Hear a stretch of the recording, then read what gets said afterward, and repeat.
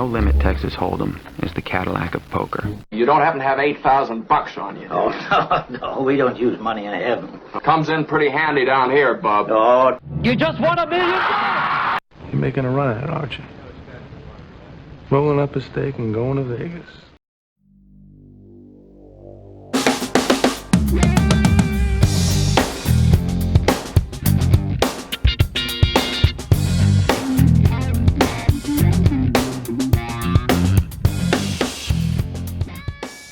Hey guys, welcome back. This is Andrew by King19, and welcome to my van. Look at all this freaking space, dude.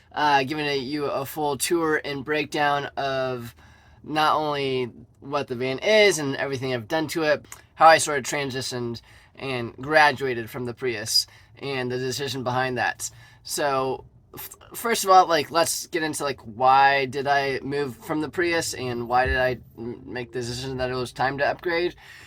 There's a few reasons. I mean, other than just space, is a pretty big one.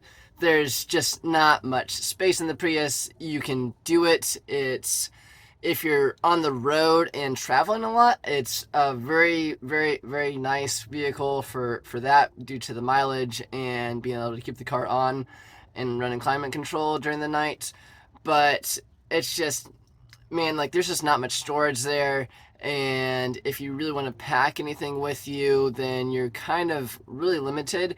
I ended up getting a hitch installed and having a cargo box installed on the back, and that was actually pretty nice to be able to when go on a camping trip or something, and being able to put this cargo box on the back of the car and just being able to carry a lot more gear and extra things and not clutter up all the rest of the inside of the car. I don't know, some of you are familiar with Hobo Alley, who had a Honda Civic, some Honda sedan, I think, and they made camping work in a car, but it was literally just an entire process of taking everything out of the car and then piling everything back into the front seat and then just doing that every night. And it was, I had a pretty decent setup in the Prius, and it wasn't, too involved as far as the day-to-day stuff. But anytime you wanted to do anything, just a lot more difficult, right? And the space and the convenience and storage capacity, just things like that were just got old after a while.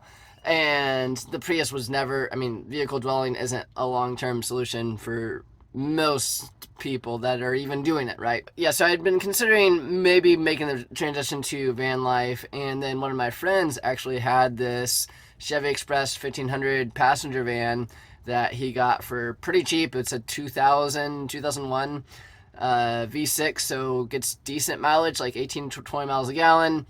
Not the prettiest thing to look at, obviously, but it's it's already pretty much gutted and stripped out. Doesn't need a whole lot of work to do that. It ran and drove, no major problems, so sold it to me for $1,500, and that's a pretty great deal for a van that runs and drives. And yeah, several months to build this out. I'll include some pictures of what it looked like before. I did not vlog the whole thing, just because there's a million van life videos and van build videos, and this is a Chevy Express 1500. It's a very popular model that people choose for all the time and effort that it's going to take for all the days and days and days of filming. Oh yeah, we're putting the seats in. Oh, okay, now we're building the bed frame. Now we're doing this. To have all that video and all that time just to make that into one video or a series of videos, I didn't think it was worth it for me. So I'll include a bunch of pictures. I did a decent job of recording pictures at different steps of the build, and you can kind of see that process. But as far as a video, sorry.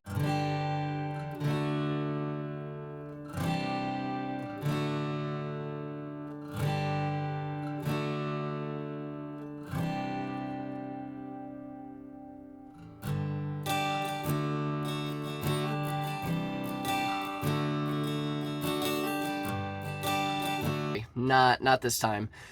Did not do that. So then started building out the van, right? And I wanted windows. I wanted to be able to see, fully around the van. I didn't want just a bunch of big walls up and not being able to see anything, especially when I'm like out in the mountains or something. And one of the primary decisions in deciding to build a van, so I decided I wanted the windows, so scraped all those, scraped that paint off and removed that.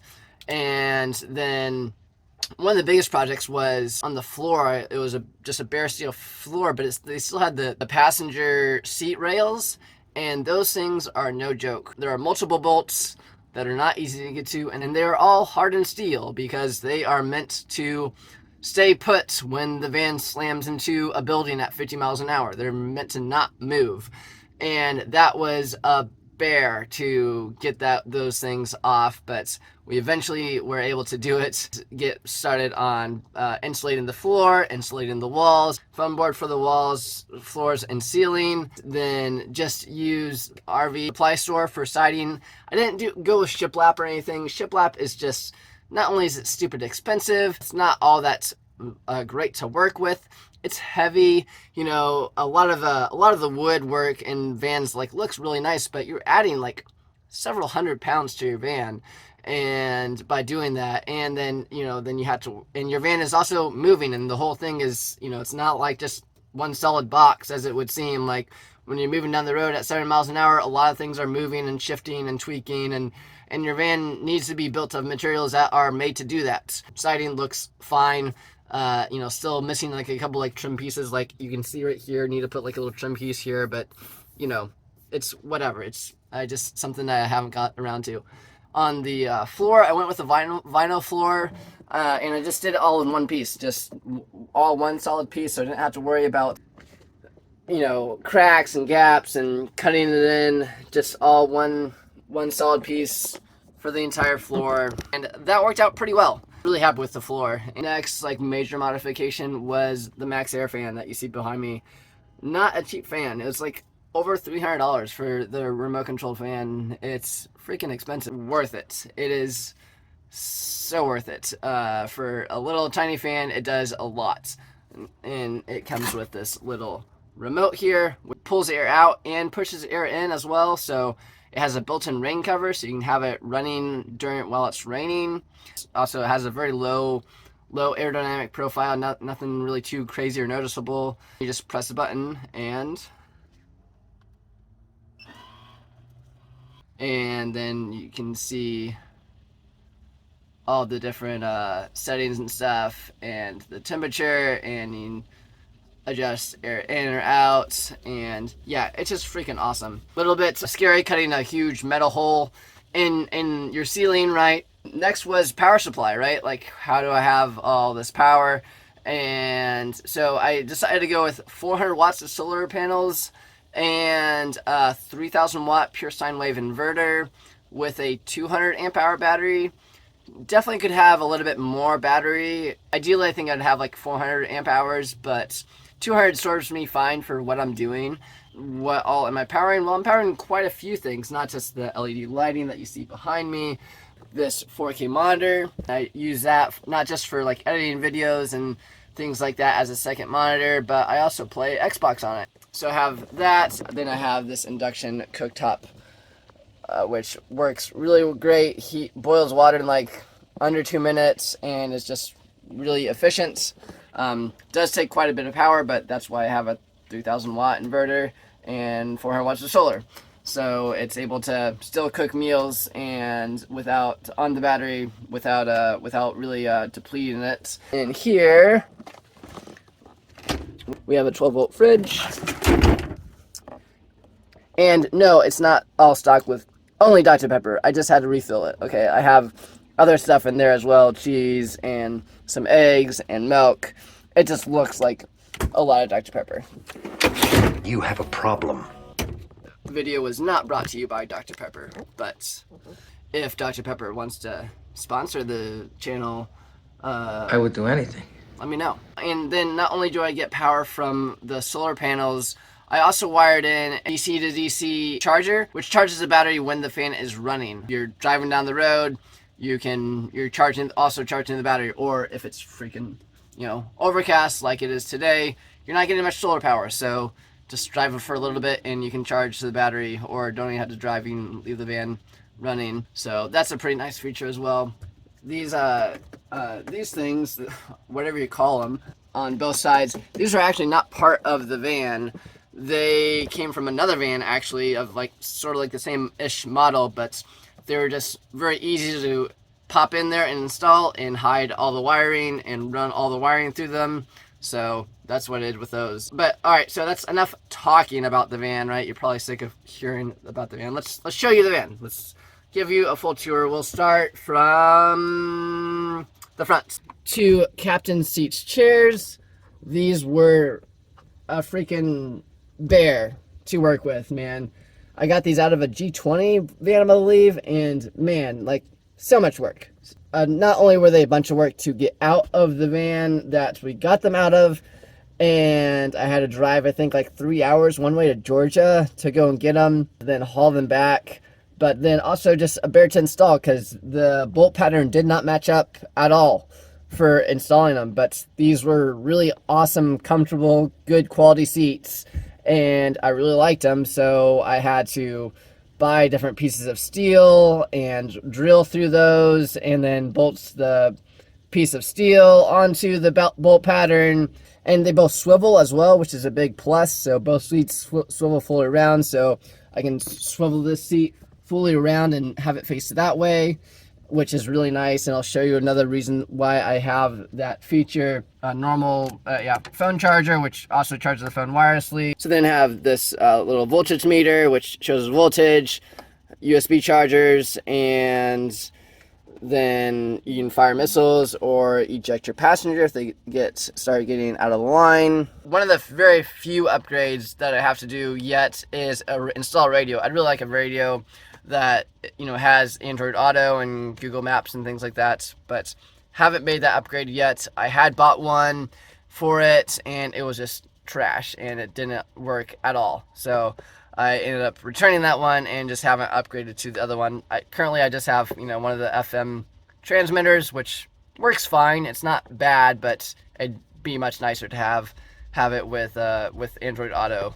And then of course we have the Ace of Spades steering wheel cover. Kind of tacky, but whatever. Then, oh, my rear view camera, I almost forgot. This not only is a mirror, but when you turn it on, it is both a front and rear dash cam that records in like 2-minute intervals, and it also has parking protection as well. So it'll detect motion at night. If someone like bumps into your van at night while, you know, it's off, it'll record that and lock it to the SD card. Has your GPS direction and your speed and the time stamp, all of that. Really cool. And then radar detector. This headliner I got from Joann's Fabrics, I believe, and just the headliner, as you can see in the old pictures, it was just hanging down. It was trash. And so found this headliner. I was like, oh, that's kind of a cool, you know, American road trip. Just cut it out and put it up, and I'm happy with it. Then I have windshield cover, which is made for this van, which covers the windshield very well. And then usually in front seat, I just have my backpack, and my backpack contains just pretty much everything that I use like day to day. Like front pouch is just all stuff for the gym and toiletries, and then the second pouch is all like camera gear and accessories, and then just my laptop and tablet and just day-to-day normal stuff that I use. Has all my pre-flop charts if I ever forget it or whatever. So just good stuff that you need to have. Cover here, that's pretty cool. It traps spills and things like really well. It is a little bit difficult to clean. You really just kind of need to take to like one of the car wash place and just kind of hose it off. But it didn't cover the entire floor, so what I did for the rest of the floor was just put down this other foam padding here that you can see here in front of the van.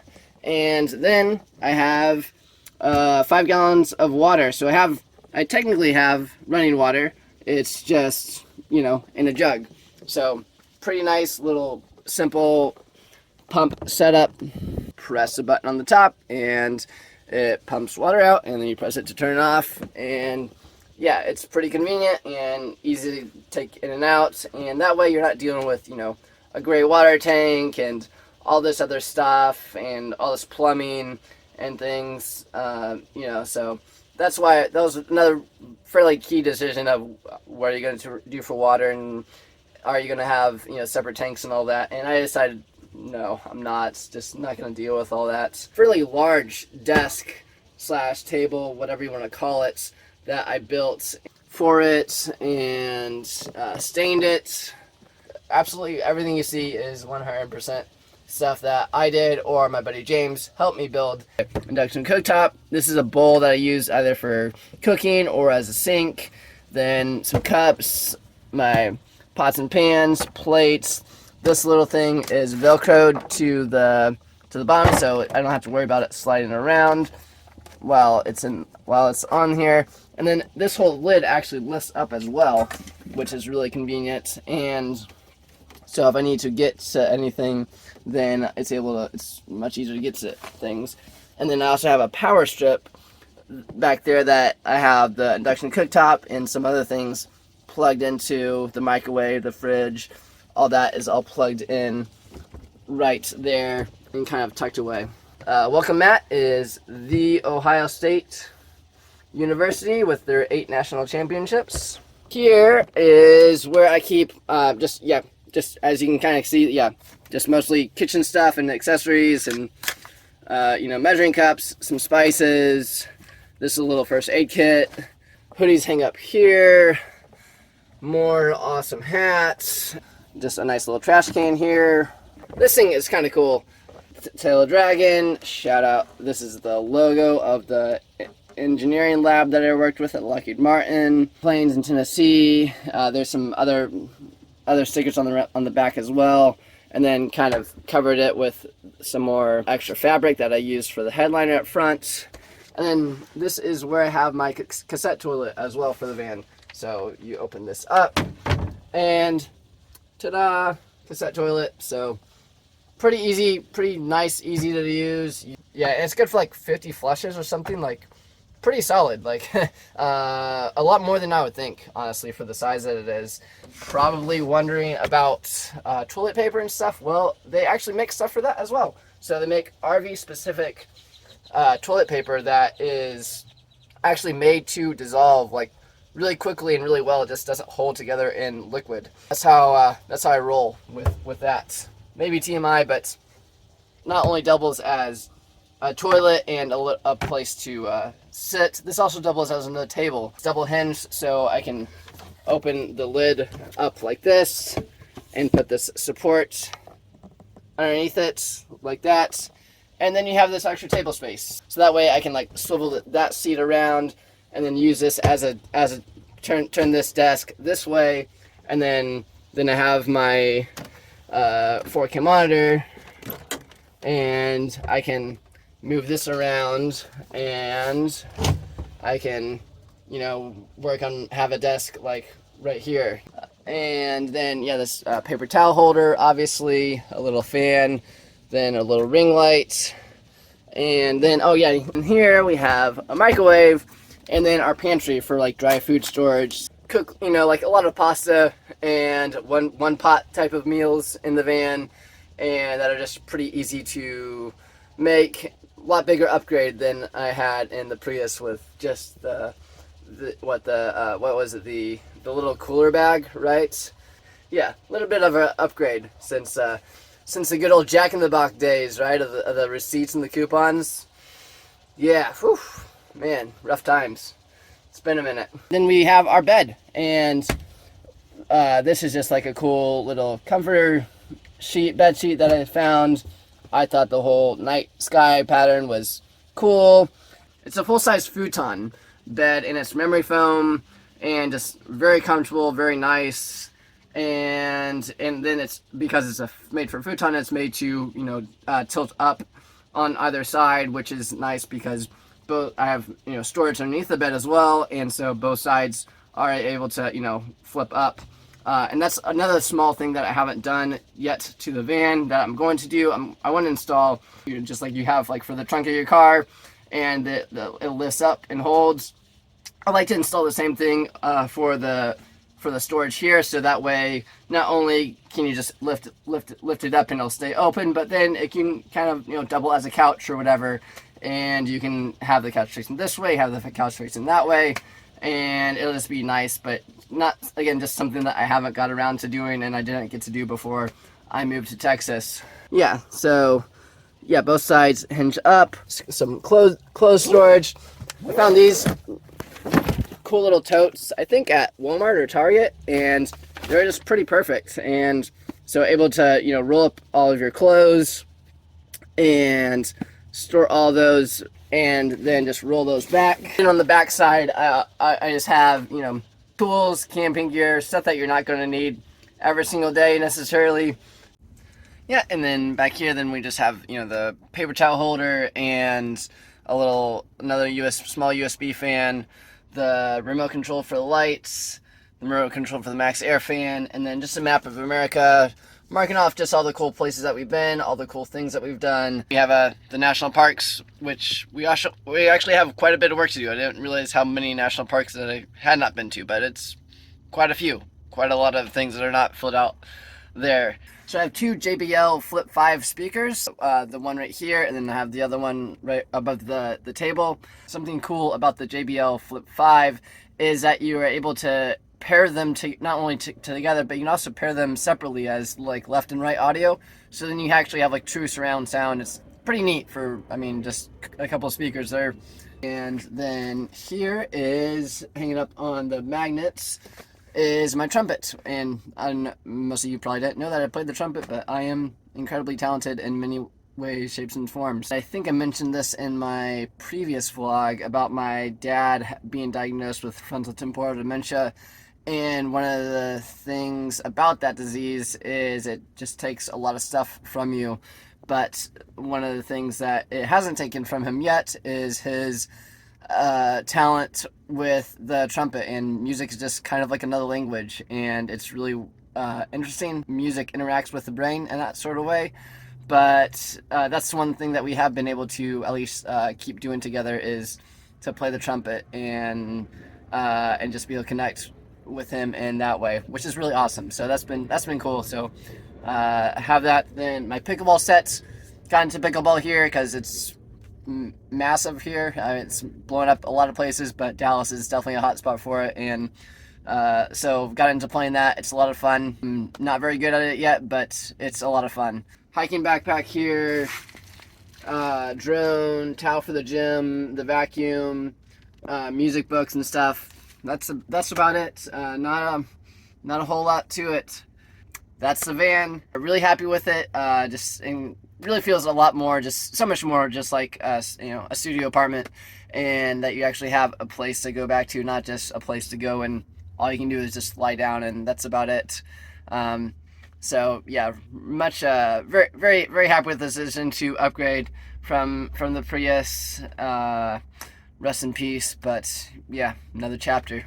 Critic who counts, not the man who points out how the strong man stumbles, or where the doer of deeds could have done them better. The credit belongs to the man who is actually in the arena, whose face is marred by dust and sweat and blood, who strives valiantly, who errs, who comes short again and again. Because there is no effort without error and shortcoming. But who does actually strive to do the deeds? Who knows great enthusiasms, the great devotions? Who spends himself in a worthy cause? Who, at the best, knows in the end the triumph of high achievement? And who, at the worst, if he fails, at least fails while daring greatly, so that his place shall never be with those cold and timid souls who neither know victory nor defeat. Could I be out here and follow my face? Absolutely, dude. But I'm out here.